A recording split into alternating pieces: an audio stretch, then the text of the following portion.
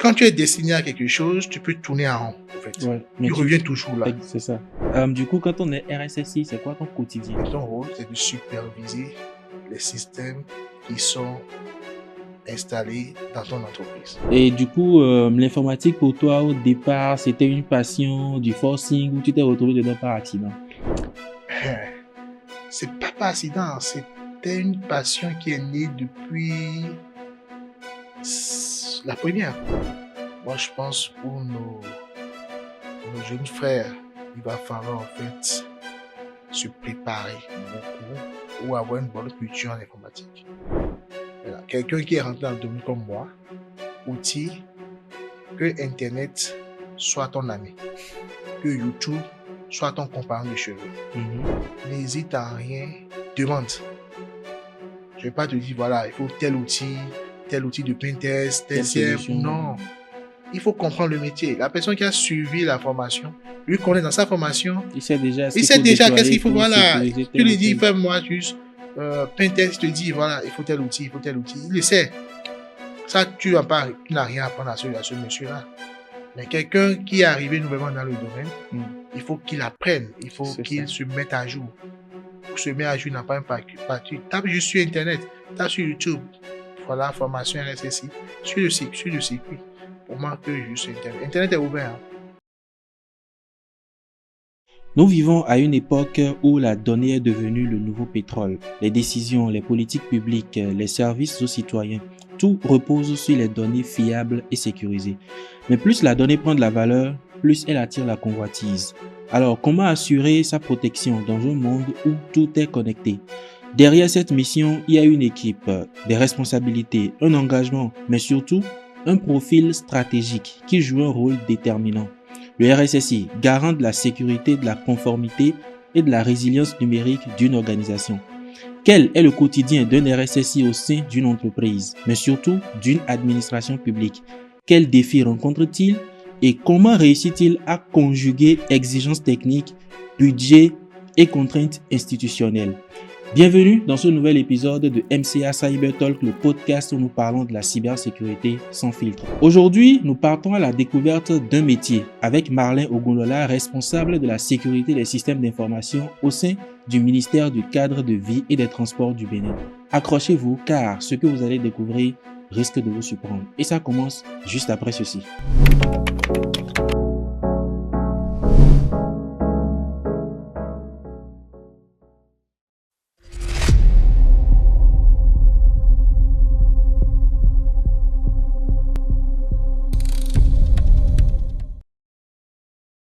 Alors, bonjour Marlin. Bonjour Adesina, comment tu vas? Ça va très bien, la forme? Ça va. Bienvenue sur MCA Cyber Talk, le podcast où nous parlons de la cybersécurité. C'est un plaisir pour moi de te recevoir aujourd'hui sur ce nouvel épisode-là. Merci beaucoup à toi pour l'invitation, pour m'avoir fait découvrir au fait ta chaîne. Je ne connaissais pas la chaîne. Ouais. Quand tu m'as contacté, voilà, j'ai regardé, j'ai suivi 2 ou 3 épisodes. Je me suis dit, voilà, c'était intéressant. Et puis je dis, voilà, je me mets au jeu, puisque dans ton introduction tout à l'heure, tu disais, voilà, plus la donnée prend de la valeur, plus ça attire de la convoitise. Donc, œuvrons-nous tous actuellement donc, pour que la dynamique au fait de la digitalisation qu'on a commencé au Bénin depuis déjà moins de 10 ans, qu'on puisse quand même sécuriser et puis voilà, sécuriser ces données et donner plus de la valeur à ce que nous faisons. Merci beaucoup à toi et merci d'avoir suivi quelques épisodes. J'espère que nos abonnés aussi qui nous suivent font pareil. N'hésitez surtout pas à partager, liker chaque fois que vous suivez les épisodes et que vous les appréciez. Alors, comme je le disais, aujourd'hui, c'est un plaisir pour moi de te recevoir et je le disais en intro, tu es RSSI au sein du MCVT. MCVT, Ministère du Cadre de Vie et des Transports, voilà. En charge du développement durable. Super. On va parler du ministère juste dans le développement de cet épisode. Mais avant, pour nos abonnés qui te découvrent pour la première fois, qui est Marlin? Qui est Marlin? Marlin Ogunlola, comme tu l'as dit, RSSI, c'est du cadre de vie. Formation normale, architecte logiciel de formation. Architecte logiciel. Voilà, architecte logiciel de formation. Et après, donc, j'ai viré donc, au niveau de la sécurité depuis 2023. Ok. 2023, donc, je trouve une nouvelle passion qui est mettre en place, au fait, des stratégies pour sécuriser tout ce que nous faisons, tout notre système d'information au niveau du ministère. Super. Du coup, tu étais architecte logiciel et aujourd'hui RSSI. Comment est-ce que tu as découvert le monde de la cybersécurité? Comment j'ai découvert? Je le connaissais parce que j'étais j'étais architecte logiciel. Donc, quand tu développes, tu es forcément contraint des problématiques de sécurité. Donc, tu apprenais comment sécuriser en fait, tes applications, quelles sont telle nouvelle page qu'il faut régler. Donc, tu savais déjà ce que c'est. Mais après, tu te dis, voilà, je sais ce que c'est. J'ai eu 8 ans d'expérience dans le développement. Wow. Développement, DevOps. Je dis, quand on m'a proposé d'être RSSI, on va en venir tout à l'heure, le parcours, comment c'est venu. Okay. J'ai dit, voilà, je me lance dedans, puisque c'est une chose que je connaissais. Je vais donc grimper en compétences, apprendre de nouvelles choses, ce qui est important. Et voilà, j'ai accepté. Et du coup, comment tu trouves le domaine? Passionnant, challengeant, difficile aussi? Pas difficile, passionnant parce que c'est comme, en ce qui me concerne, c'est un nouveau domaine pour moi. C'est plus un nouvel domaine actuellement. Donc, en son temps. En son temps, c'était un nouvel domaine pour moi où il fallait beaucoup apprendre. Parce que, comme tout domaine, il avait donc son cadre, ça avait ses exigences. Exact. Donc, il fallait se mettre au pas. Et du coup, l'informatique pour toi, au départ, c'était une passion, du forcing, ou tu t'es retrouvé dedans par accident? C'est pas par accident, c'était une passion qui est née depuis la première. La classe de première. Depuis la première. Moi, je suis fils d'enseignant. D'accord, je suis fils d'enseignant pour un inspecteur de mathématiques. En première, pour saisir leurs épreuves, il avait acheté un Pentium. Donc, le Pentium existe actuellement. Le Pentium était là. Il fallait appuyer, donc, garçon, donc, il fallait appuyer à tout. On appuyait à tout. Donc, il avait le monsieur qui jouait, bon, pas qui faisait la maintenance, donc, me parlait de, voilà, que lui pouvait écrire des logiciels. Il pouvait peut-être, ah bon, comment on écrit des logiciels? Il dit, ah, tu sais pas, donc, petit à petit, il me disait des choses. C'était en ce moment le langage Pascal. Donc, j'étais curieux. Donc, je faisais la première C. Donc, il venait avec un gros lit, tu vois.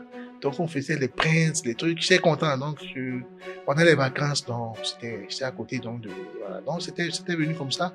Mais donc, on y a à l'université. Par contre, c'était que quand tu es destiné à quelque chose, tu peux tourner en rond. En fait. Ouais, tu reviens toujours là. C'est ça. À l'université, je n'ai pas commencé par l'informatique. J'ai commencé par la statistique.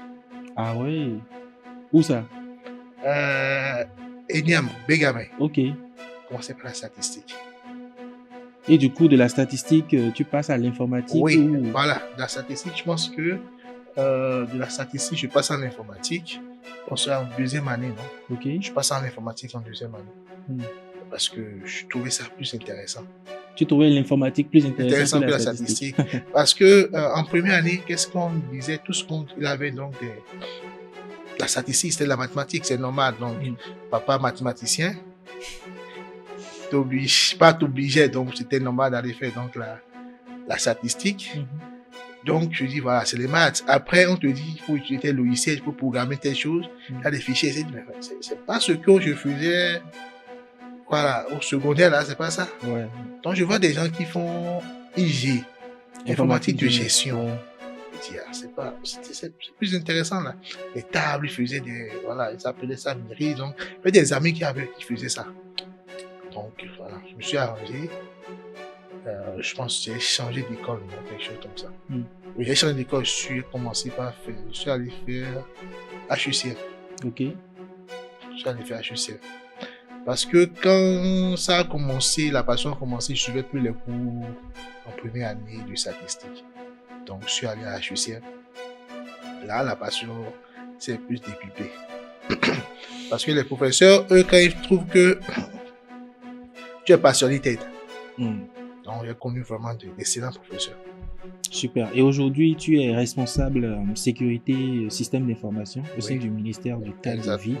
et des transports du Bénin. Exactement. Du coup, parle-nous un peu du ministère. Quels sont les... enfin, quand on parle du MCVT pour ceux qui ne sont pas béninois, quel est le rôle du ministère et comment est-ce que tu rejoins le ministère? Quand moi j'ai commencé avec la fonction publique, on m'a envoyé au ministère des infrastructures et des transports. Ok. Bon, pour rebobiner un peu, c'était pas en son temps le ministère des infrastructures et des transports, non, c'était le ministère des travaux publics et des transports. Donc, changement institutionnel, c'était devenu ministère en 2016, hein, c'était devenu ministère donc, des infrastructures et des transports. Mhm. Après, il a eu fusion de deux ministères, donc le ministère des infrastructures et des transports qui s'occupe de la construction des routes, travaux publics, Oui. des transports maritimes, transports fluviaux-lagunaires et puis transports routiers. Donc les réglementations ANAT, Centre national de sécurité routière et tout ça. Après, donc, changement institutionnel, a eu fusion avec le ministère du cadre de vie, qui de son côté s'occupe au fait de plus du cadre de vie, de l'environnement, des forêts et autres. Donc, il y a eu fusion entre les deux ministères. Ça, c'était en 2023.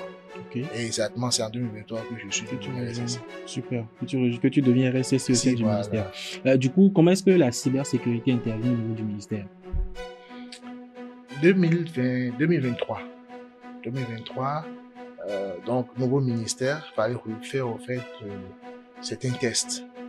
Or, il avait déjà un existant au niveau national, la PCCE. Au niveau de la PCCE, il était fait La politique de sécurité des systèmes d'information de l'État. Ok. Voilà, donc il était fait une exigence. Première exigence, il fallait que cette politique soit déclinée au niveau sectoriel. Quel que soit le ministère, vous devez faire donc votre politique de sécurité des systèmes d'information. D'accord, donc est-ce que vous finissez de le faire? Une autre exigence, c'était de nommer des RSSI. Donc du coup, pour nommer RSSI, il faut le prévoir. Donc les tests l'ont prévu. Maintenant, voilà que parmi les cadres qui existent, il n'y avait pas ce profil qui existait. Donc il fallait regarder parmi les existants ceux qui avaient le background à même de converger vers ça et d'occuper ce poste. Certainement, les responsables donc, ont vu dans mon profil que j'avais donc les aptitudes, que j'avais donc le pédigré pour occuper ce poste-là. Donc j'ai accepté puisque c'était pas, comme je disais tout à l'heure, c'était pas un domaine qui était complètement nouveau pour moi. Je l'ai accepté et j'ai pris, comment je disais ça? J'ai pris au fait je me suis mis à la tâche en même temps. Et tu y as pris goût? J'ai pris goût. Super. Du coup, quand on est RSSI, c'est quoi ton quotidien? Le quotidien typique de RSSI, on va parler en deux volets. Quotidien typique de RSSI. Voilà, RSSI, ton rôle, c'est de superviser les systèmes qui sont installés dans ton entreprise. Ça, c'est ton rôle, ça. Superviser, regarder quelles sont les failles, faire des recommandations. Et ces recommandations, tu envoies ça. Je vais dire quoi? À qui de droit? Ça dépend en fait des structures. Soit tu envoies au DSI dans cet cas, soit au RSI, responsable des systèmes d'information. On va y revenir parce que ce sont des thèmes RSSI, RSI, DSI. Je pense que ce sont des thèmes qu'on va définir dans la suite. D'accord. Donc, tu envoies, on va dire à qui de droit, donc tu envoies à qui de droit pour qu'il puisse appliquer donc, ces recommandations-là. Donc ça, c'est en résumé ce que tu fais en tant que RSSI. Si tu mets en place un certain nombre de procédures à suivre dans l'entreprise par tout le monde. Procédures, tu les valides, machin, à tout le monde. Maintenant, au niveau du ministère, c'est presque la même chose. Mais moi, mon quotidien, vu qu'on est au début, tu prends plus de temps à mettre en place des procédures. Parce que il faut faire émerger, au fait, et créer une culture au fait de la cybersécurité au ministère. Donc, pour créer une culture, il faut préparer la pépinière dessus pour que ça puisse aller. Donc, voilà. Donc, c'est au début. Donc, au quotidien, qu'est-ce que tu fais? Tu regardes. Tu surveilles normalement. Tu fais donc la surveillance. Tu regarde les systèmes qui sont là, tu parles beaucoup, tu vas avec des gens, oui, tu parles beaucoup. Parler beaucoup, que je dis, c'est pas parler en disant conseiller les gens. Ok. Faire un Conseiller, rôle de sensibilisation. oui, mais c'est pas arrivé au niveau de sensibilisation. On peut dire sensibilisation, mais à plus bas niveau. Ok. Mais parler du métier, les gens ne connaissent pas. Tu es quoi? Tu es RSSI, c'est quoi RSSI? Jusqu'à présent, ça continue. Une sorte de vulgarisation de la chose, c'est ça? Voilà, ça, j'aime bien sûr moi, la vulgarisation de la chose. Je parle de ça. Donc, voilà, c'est quoi RSSI? RSSI, responsable sécurité, c'est là. Ok, donc c'est toi qui parle de la sécurité, c'est quoi ça? Voilà, donc réfléchis beaucoup et aussi beaucoup apprendre. Ça, là, c'est un point, c'est un dernier point qui est très important. Beaucoup apprendre. Parce que c'est un domaine, il faut beaucoup se mettre à jour. C'est un domaine qui évolue. Beaucoup se mettre à jour. Du coup, est-ce que ton parcours de architecte logiciel a été pour toi une utilité dans ton rôle de RSSI aujourd'hui? Utilité à plus de 90%. Parce que tu connais déjà la problématique. Ce qui reste à te faire, c'est de mettre en place, au fait tout l'arsenal pour que ce que toi-même tu craignais n'arrive pas. Ouais, exactement. Tu connais, tu sais, tu comprends comment ça marche. Tu as été confronté à ça. Donc, tu mets en place l'arsenal pour que ça n'arrive pas. Donc, ça aide beaucoup. Et beaucoup de choses, tu comprends beaucoup de choses. Quand on vient, on te dit, ou dans nos cas au niveau du ministère, on t'envoie des bulletins d'information. Pour te dire, voilà, comme recommandation, il faut que peut-être au niveau du code, tu fasses telle chose. Tu ne parles pas. Et c'est le RSSI même qui s'occupe de l'implémentation de la Non. recommandation. Si la solution est faite en interne, Ok. si la solution est faite en interne, tu peux plus expliquer parce que tu connais comment ça marche. Exactement. Puis, au niveau des recommandations, on ne va pas aller trop en détail. On ne va pas aller trop en détail, c'est juste des tirés. Donc, on te dit, voilà, si, ça, et ainsi de suite. Donc, tu ne vas pas aller trop en détail. Du coup, quand tu as un background dans l'informatique, que ce soit dans les développements, dans les réseaux, ça peut t'aider à mieux réussir ce job ou ce travail de quotidien RSSI. C'est pour ça que, moi, je pense pour nos jeunes frères, puisque aujourd'hui, il y a plus de formation où le curriculum, c'est direct sécurité. Il va falloir, en fait, se préparer beaucoup ou avoir une bonne culture en informatique. Sinon, avoir les bases. Bases et bonne culture. Qu'est-ce que tu appelles bonne culture? Maîtriser presque tout. Quand on parle de culture informatique, quand tu parles de les protocoles, les systèmes. Non, pas tout comment ça. On te parle même de la culture informatique, ça va plus que ça. On te parle de, voilà, qu'est-ce qui a amené l'Unix Torvald à faire telle chose. On te dit, voilà, Git, pourquoi, quelle est la raison derrière la création, le pourquoi de Git. C'est ça qu'on appelle la culture. C'est pas que, voilà, il faut savoir comment ça se fait. Puisque à certains moments, les failles qu'on utilise, aujourd'hui, un cyberattaquant il regarde beaucoup de choses. Parfois, il va se dire, voilà, je vais attaquer tel système, peut-être je vais regarder une faille au niveau du protocole SSH, il a une telle faille. Mais lui va se dire, voilà, pourquoi ils ont créé le protocole SSH? Qu'est-ce qui a amené là? Et comment ça marche? Donc, toi, que tu te dis, voilà le protocole, première réponse, voilà, je ferme tous mes ports. Voilà, et d'habitude, majoritairement, dans la plupart des cas, on dit, voilà, on attend qu'un patch vienne de l'extérieur. Mais si tu veux te mettre en roue, voilà, si tu veux mettre au-dessous de la mêlée, il faut que nous-mêmes, toi-même, tu puisses, voilà, commencer par réfléchir, te dire, voilà, qu'il faut que toi-même, tu commences par patcher des choses, trouver des pages à des solutions. Donc, du coup, il faut avoir une bonne culture informatique. Du coup, quel est le parcours idéal pour devenir RSSI? Disons, aujourd'hui, quand on lance des postes de RSSI, avoir fait une formation en cybersécurité, voilà, en sécurité informatique. Après, ils te disent le minimum, avoir peut-être une certification en ISO 7001.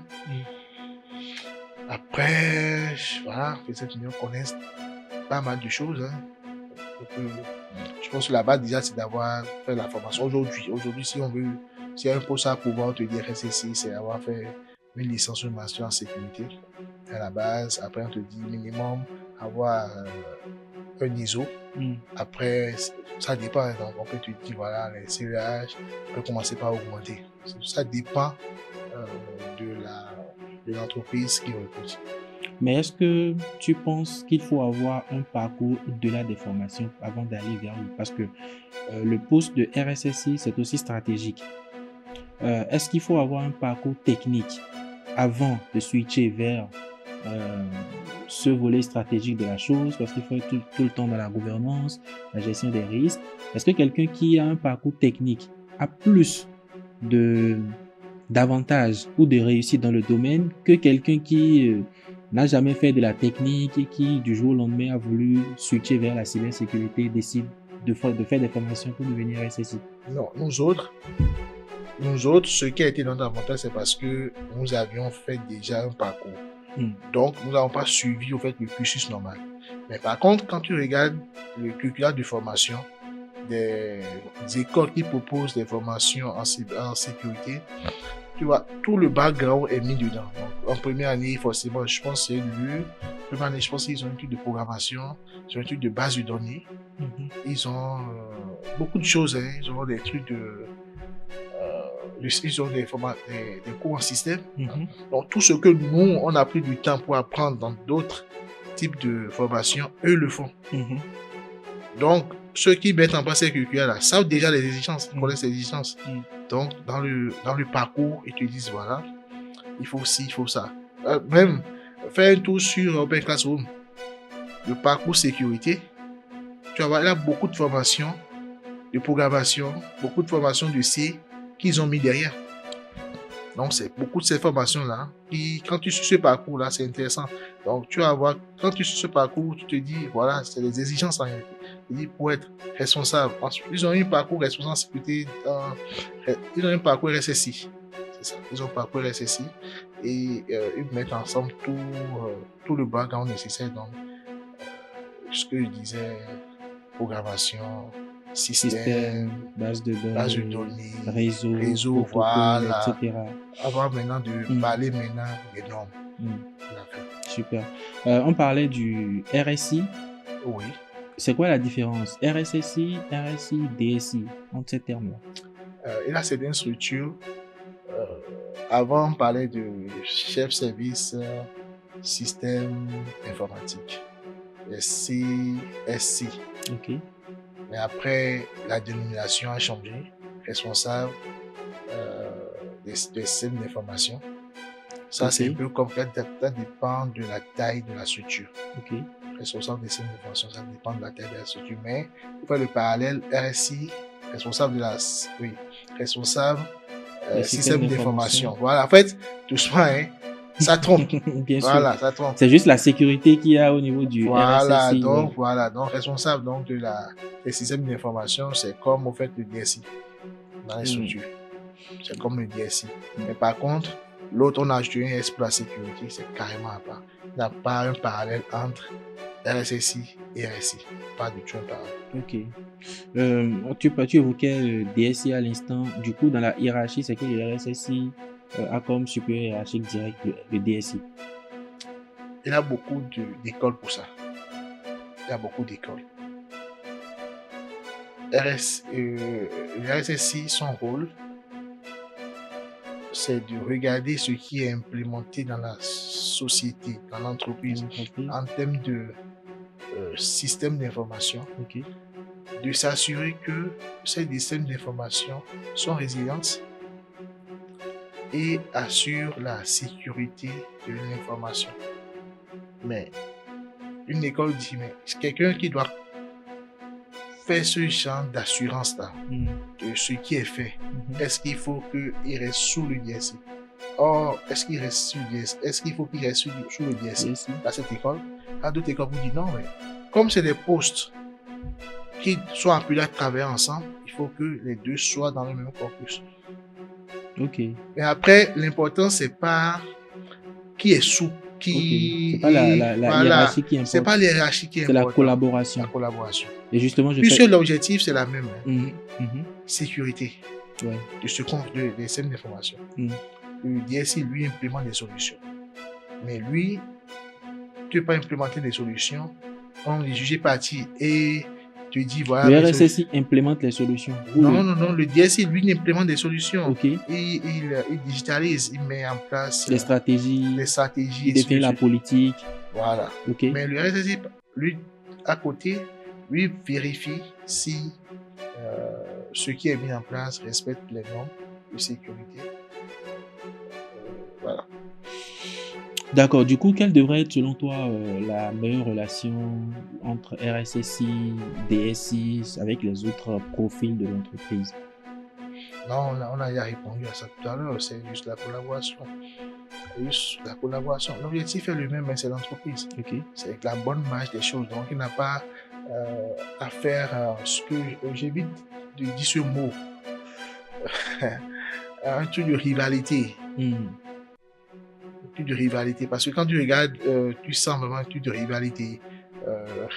On disait même que voilà, là, c'était donc des anecdotes. Quand on suit nos formations, nos parcours, là, voilà, la personne vient d'être nommée RSSI. Oui. Donc, on commence par écrire au DSI pour dire, voilà, il l'appelle maintenant par son prénom. Allô, Janvier, voilà, dès que je t'ai dit d'aller fermer telle porte, tu n'as pas fermé, voilà. Pas besoin de ça. Au-delà des compétences techniques, le RSSI doit avoir aussi des qualités humaines. Quelles sont les aptitudes en fait transversales ou non techniques que doit développer ou doit avoir un RSSI? Savoir communiquer.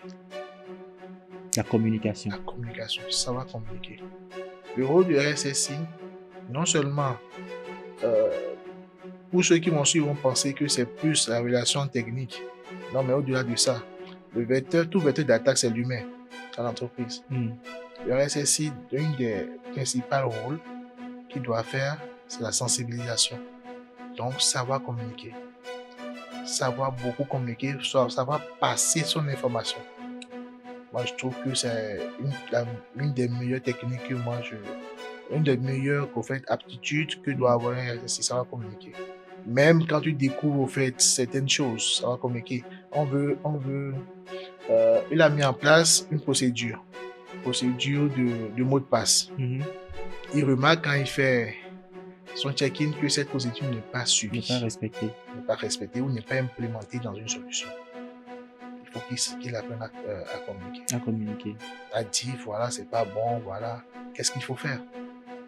Mais la politique, tu remarques que tu as mis en place ta politique, on parle de mot de passe tout à l'heure, on dit de mot de passe qui n'est pas respecté, et puis tu envoies une tonne de mails, on dit voilà, tes choses ne pas, voilà, tu communiques, pour savoir dire les choses. On peut passer une information, peut-être même grave, mais en changeant de ton, en changeant de formule, en revoyant la formulation. Donc, ça va communiquer. D'accord. Comment alors je ne sais pas si c'est le cas, est-ce qu'il y a eu des incidents ou des situations de cyberattaque qui ont mis toute l'équipe en situation de stress et comment est-ce que, en tant qu'RSSI, on parvient à gérer ce genre de situation-là? 2023 aujourd'hui, nous autres, on a la chance, en tout cas nous autres, qui avons été nommés 2023 RSSI, je ne suis pas le seul, non, c'était un certain nombre de vagues. Il y a la CIN qui est au niveau supra. On est dans une infrastructure gouvernementale, donc la CIN qui est au niveau supra. Pour ceux qui nous suivent, la CIN, c'est l'Agence des systèmes d'information du numérique. Exactement. Voilà, donc il y a la CIN qui est au niveau supra et puis qui fait déjà la surveillance. Okay. Et revient vers nous maintenant avec des bulletins d'information. Donc, s'il y a des incidents, les incidents sont captés par eux. S'il y a des premières actions à faire, eux le font. Maintenant, nous autres, on n'a pas encore connu, moi, par contre, je n'ai pas encore connu un incident qui a déjà fait bouger. Okay. C'est vrai que je me prépare à ça.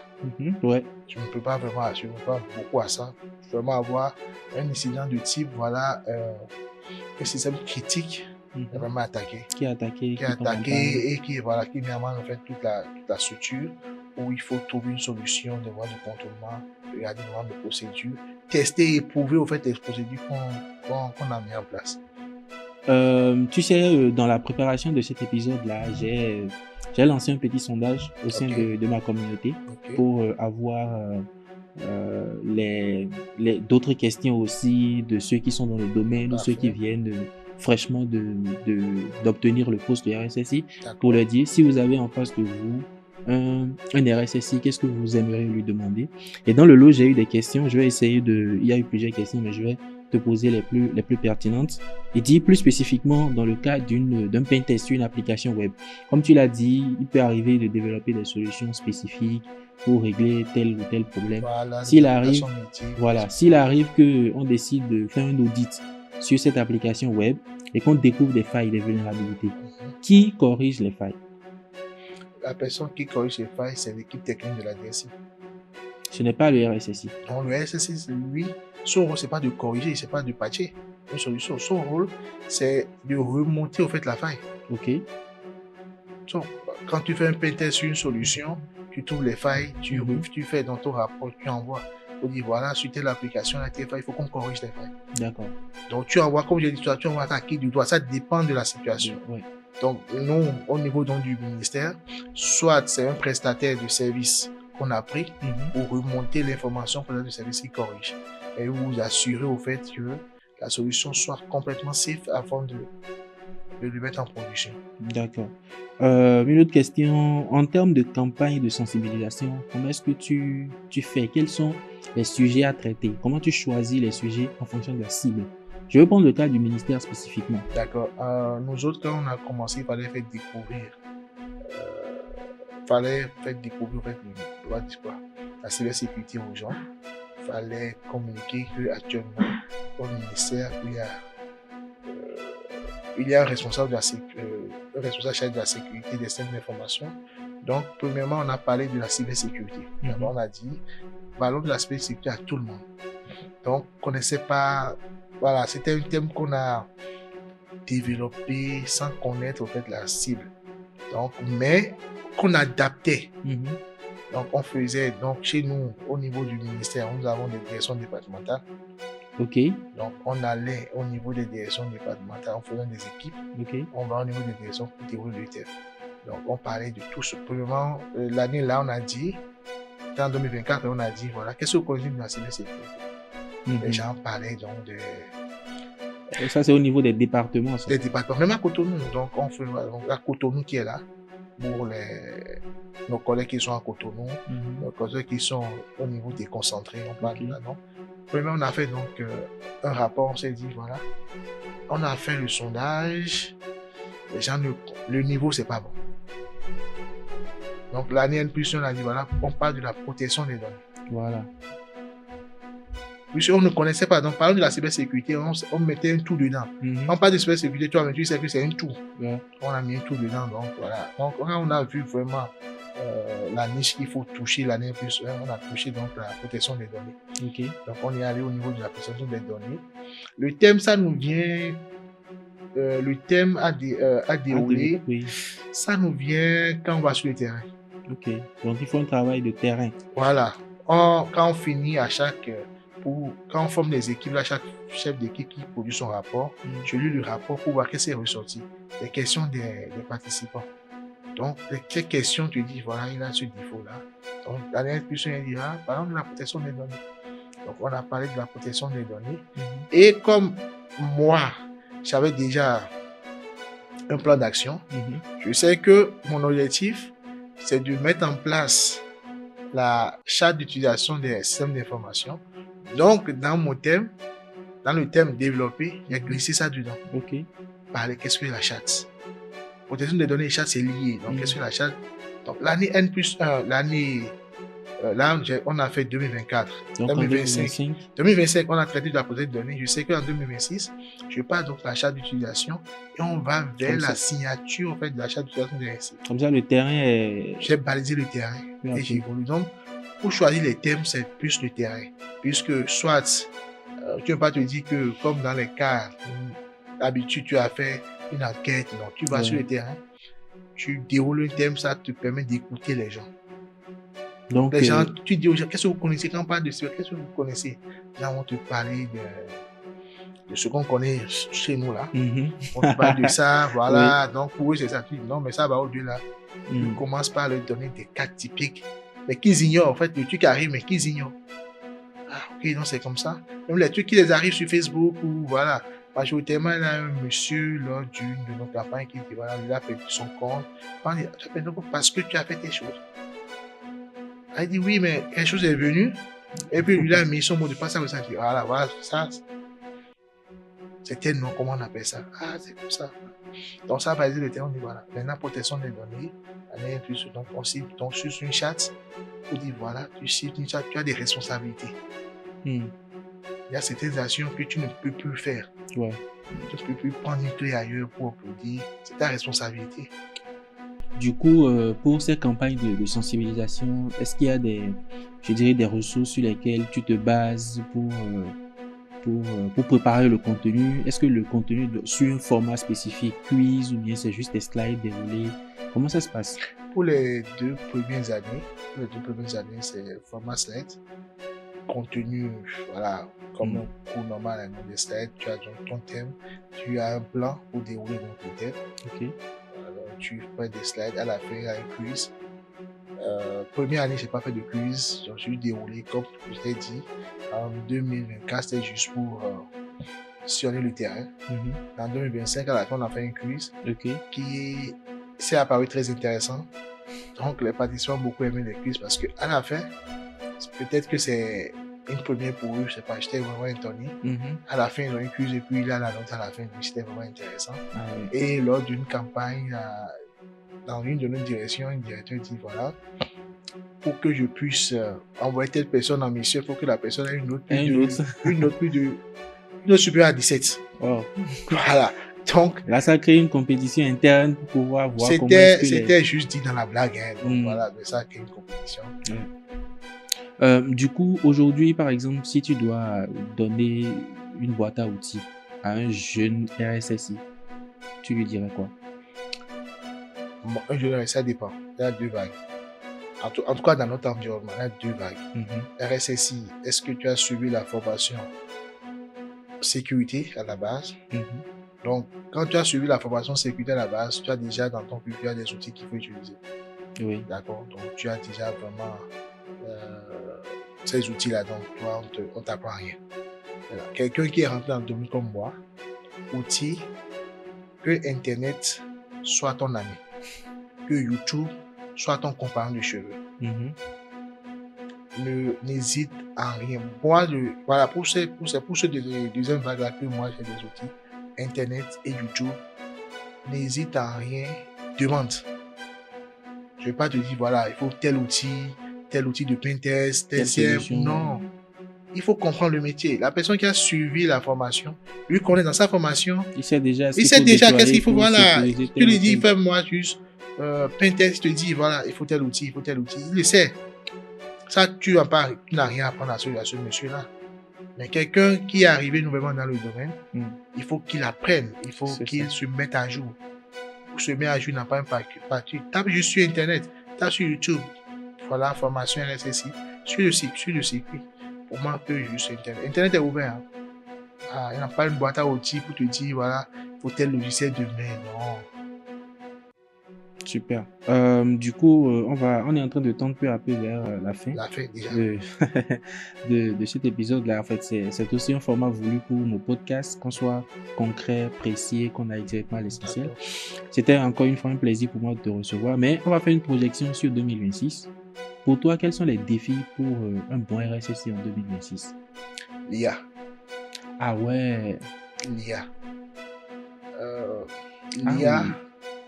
Et défi l'IA. L'IA à cause des utilisateurs. Oui. Je dis toujours, les vecteurs le plus important, c'est les utilisateurs. Aujourd'hui, plus d'utilisateurs, en tout cas dans mon environnement, utilisent des outils d'IA. Et c'est pareil dans n'importe quelle entreprise. Même nous, professionnels du domaine aussi, nous l'utilisons. Nous l'utilisons, c'est l'IA. Sensibiliser sur la protection des données à l'aide de l'IA. Ah oui. Après, ça c'est vraiment le défi de 2026. Voilà. Parce que l'IA est en train de prendre de l'ampleur. Nous, techniciens, on peut toujours s'en sortir. On connaît déjà les défis. C'est vrai que parfois, il peut y avoir en fait un peu de, je ne vais pas ça laisser passer, mais un peu de faille dans nos actions. Mais pour les utilisateurs, moi, je parle défi 2026 comme sensibilise les utilisateurs sur la protection des données à l'aide de l'IA. Ouais, parce que surtout avec les employés où on a quelque chose à faire, copier-coller, on balance. On veut vite aller. L'IA nous aide beaucoup à aller loin. Mais comment un responsable sécurité peut suivre? C'est vrai que c'est un sujet très sensible et encore très difficile à répondre, mais comment, de ton expérience, un RSSI peut, au-delà de la sensibilisation, résoudre ce problème de fuite de données via l'intelligence artificielle au sein de son entreprise? Pour moi, ça c'est vraiment de ma petite expérience. Tu ne peux pas suivre ça. Dire aux gens les conséquences de son acte. Donner des cas. Je te raconte un truc. On disait ça tout à l'heure. Je raconte ça pour ceux qui nous suivent. Je recherchais sur DeepSeek, et je l'ai dit lors d'une de mes sensibilisations, je recherchais sur DeepSeek une thématique. C'était un nom. Et il me proposait des noms. C'était un nom pour un sujet. Okay. Donc, il me proposait des noms. Je dis non, voilà, change encore. Je lui ai présenté le contexte, change encore. Et bizarrement, le nom ressemblait à un sujet qu'il a traité pour une structure de la place, ici au Bénin. Je ne dirai pas le nom. DeepSeek. DeepSeek, oui. Okay. Donc, ils ont des outils de Think Deep. Okay. Où quand tu scrolles, tu vois la façon de réfléchir. Donc, il y a une phrase qui m'a sorti pour dire que lui se rappelle que l'année dernière, il a traité ce même sujet pour la structure. Pour la structure au Bénin. Au Bénin. Non, on va contextualiser. DeepSeek, tu as demandé à DeepSeek de me proposer des noms sur un sujet. Ok. Donc, je veux traiter le sujet. Donc, je veux un nom pour le sujet, pour le système. Donc, il donnait des noms, beaucoup avec des noms. Change encore. Ok. Donc, il me dit qu'il a traité exactement d'un projet qui porte ce nom-là pour une structure très importante du pays. C'est là je me dis, voilà, c'est normal au fait. Ouais. Il me dit, c'est normal. Parce que lui, la donnée que tu lui donnes, c'est pour parler vulgairement, c'est son essence. Les outils et les modèles ont besoin de la donnée pour voir. Mais je me suis dit, comment va-t-on faire sensibiliser les utilisateurs pour que, c'est vrai, on utilise l'IA, on n'a pas un droit sur la donnée qui fuite, mais savoir ce qu'on propose, ce qu'on donne à l'outil. C'est ça. Donc, pour 2026, moi, je pense qu'il faut sensibiliser les utilisateurs sur l'utilisation de l'intelligence artificielle. Voilà, non, l'utilisation de l'intelligence, ça, ils le savent. Il y a d'autres spécialistes qui vont en parler, mais sur la protection des données à l'ère de l'IA. Ça a commencé, j'ai vu certains, je pense qu'il y a certaines personnes qui ont commencé par le faire, des meet-ups, ainsi de suite sur la thématique, mais c'est pas encore ça. Il faut vraiment aller loin. Je pense que 2026-2026, ça va être un thème qui va rester et qu'il faut poursuivre parce que les utilisateurs, ils viennent de découvrir l'IA. L'IA existait depuis, surtout le modèle génératif existait depuis. Mais certaines personnes, c'est 2023, 2024 qu'ils ont découvert, elles ont trouvé que c'est intéressant. Parce que en plus, c'est pas tout. Même WhatsApp passe ça actuellement, donc c'est pas tout. Ouais. Donc, puisque on était en train de tendre vers la fin, comme je le disais, une avant-dernière question. Qu'est-ce qui te rend aujourd'hui le plus fier quand tu regardes tout ce qui a été opéré au niveau du ministère? Notre avancée. Nous évoluons au niveau de la cybersécurité. Nous mettons petitement en place toute la pépinière pour avoir une bonne culture de sécurité. On était parti de rien en 2023. On a mis en place notre PSSI et on s'est dit qu'on va nous-mêmes faire les procédures spécifiques. On a fait certaines procédures spécifiques nous-mêmes. Nous avons mis en place les procédures spécifiques. Nous avons fait la vulgarisation. Nous avons mis en place le comité des systèmes d'information du ministère qui va décider des actions à faire, qui va décider qui va vulgariser d'abord le PCCI, la charte, qui va décider au fait des procédures, valider les procédures, pas décider des procédures, mais valider les procédures qu'on va mettre en place. Donc, toutes les exigences qui sont liées au métier, nous, on est guidé par la norme des 7 millions, donc toutes les exigences du métier par ce comité-là. Ça, c'est une très grande avancée qu'on a fait et j'en suis vraiment fier. L'autre chose dont je suis vraiment fier également, c'est d'avoir pu réussir à envoyer bizarrement au Bénin des représentants de Capeski. Pas au Bénin, en tout cas dans mon ministère, des représentants de Capeski. D'avoir pu envoyer, mais faire venir dans au mon niveau ministère des représentants de Capeski. Ça, c'est un truc qui est arrivé juste comme ça. Je ai des informations sur les solutions ISDA. Et puis, j'ai rempli un formulaire. Quelqu'un m'a contacté. On a discuté. Il dit, d'accord, ah bon. D'accord, donc lui vient au Bénin. Puis voilà, d'ailleurs, même il a même une réunion au Bénin. C'était une réunion une rencontre au Bénin. Il a profité. Il a dit, d'accord, donc viens au ministère. Je ne le connaissais même pas. Il est venu au ministère, nous a présenté leur solution. On est devenu maintenant potes. Super. Félicitations à toi. Et je voudrais quand même, avant qu'on ne termine cet épisode-là, dire un sincère remerciement au DSI, Dr Abdelaziz Sobabé, qui a favorisé, je dirais, le contact et l'organisation de cet épisode. Merci beaucoup, cher DSI. Et ensuite, on va finir en te demandant ton mot de fin.